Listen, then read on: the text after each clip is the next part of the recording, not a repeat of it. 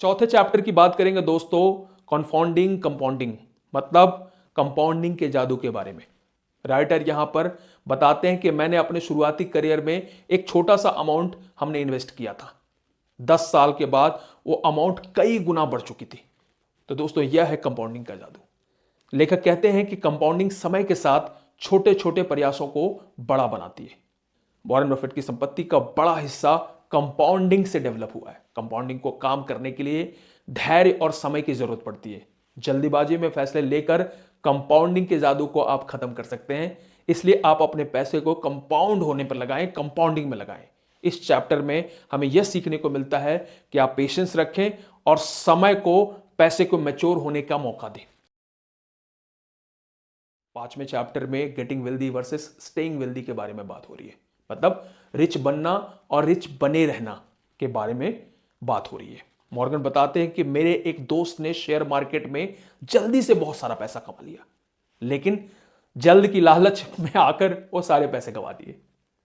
दोस्तों, पैसा कमाना शायद आसान हो सकता है, लेकिन उसे बनाए रखना, बरकरार रखना, बढ़ाना एक बहुत ही मुश्किल काम है। पैसा संभालने के लिए धैर्य चाहिए, डिसिप्लिन चाहिए, सही रिस्क उठाने और अपने डिसीजन को बैलेंस करके रखने से ही पैसे को बचाया जा सकता है, बढ़ाया जा सकता है। पैसा बनाना एक बार का गेम हो सकता है, लेकिन उसे मैनेज करना पूरी लाइफ का गेम है। ये पूरी जिंदगी का आर्ट है। दोस्तों, छठे चैप्टर में टेल्स यू विन, मतलब सिचुएशन जहां आप जीतते हैं।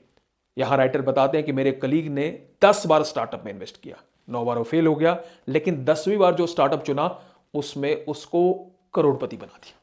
मॉर्गन कहते हैं कि लाइफ में हर बार सफलता नहीं मिलती, लेकिन कुछ बड़ी सफलताएं आपकी कहानी बदल देती है, आपके सारे फेलियर को बदल देती है जो आप झेलते आ रहे थे। तो राइटर कहते हैं कि अपने फेलियर से एक्सपीरियंसेस को गेन करें। इस चैप्टर में हम यह सीखते हैं कि हर हार आपको सक्सेस की तरफ लेके जाती है, इसलिए हार से घबराएं नहीं, बल्कि उससे लर्निंग लें और आगे बढ़ें।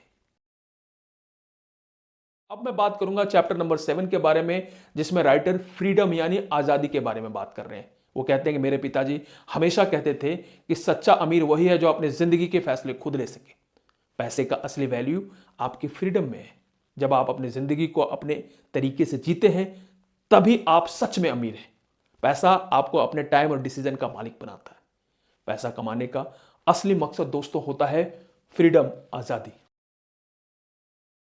8वें चैप्टर में राइटर बात कर रहे हैं man in the car paradox, यानी कार को लेकर इंसानों का विरोधाभास, इन आदमी का विरोधाभास। क्या आपने कभी सोचा कि महंगी कार या ब्रांडेड सामान खरीदकर लोग दूसरे को इंप्रेस करना चाहते हैं, लेकिन यह सच्चाई नहीं है। लोग कार को देखते हैं, आपको नहीं। मुझे याद है कि मेरे एक दोस्त ने एक लग्जरी कार खरीदी। जब वो उसे ऑफिस लेके गया तो लोग कार की तारीफ कर रहे थे, कार के बारे में ज्यादा बात कर रहे थे कि ना कि उस व्यक्ति के बारे में, उस महंगी कार को खरीदने के स्ट्रगल के बारे में। मॉर्गन कहते हैं कि हम कॉस्टली या लग्जरी चीजें दूसरों को इंप्रेस करने के लिए खरीदते हैं, लेकिन लोग हमें देखकर इंप्रेस नहीं होते, वो चीजों को देखकर खुश होते हैं। इसलिए दिखावे के पीछे ना भागें, दूसरों को इंप्रेस करने के बजाय अपनी जिंदगी को आप आसान बनाएं और उसे खुशहाल बनाने पर फोकस करें। दोस्तों, 9वें चैप्टर में wealth is what you don't see, मतलब वेल्थ वह है जो आप नहीं देख सकते। राइटर कहते हैं कि मुझे याद है कि मेरे एक रिलेटिव हमेशा महंगे कपड़े, ज्वेलरी पहनते थे। हर कोई सोचता था कि ये बहुत रिच है, बहुत पैसा है इसके पास, लेकिन जब उसके घर पे उसके इकोनॉमिकल कंडीशन को देखा तो सारे लोग हैरान रह गए। वो कहने लग गए कि सारा पैसा सिर्फ दिखावे में खर्च कर रहा है, एक्चुअल में इसके पास कुछ नहीं है। राइटर बताते हैं कि एक्चुअल दौलत, असली दौलत वो होती है जिसे आप बचा कर रखते हैं, जिसे आप छिपा कर रखते हैं, जो दिखावे में नहीं होता। पैसों को खर्च करने के बजाय उसे आप सही जगह पर इन्वेस्ट करें और अपने आने वाले फ्यूचर को सिक्योर करें, सेव करें।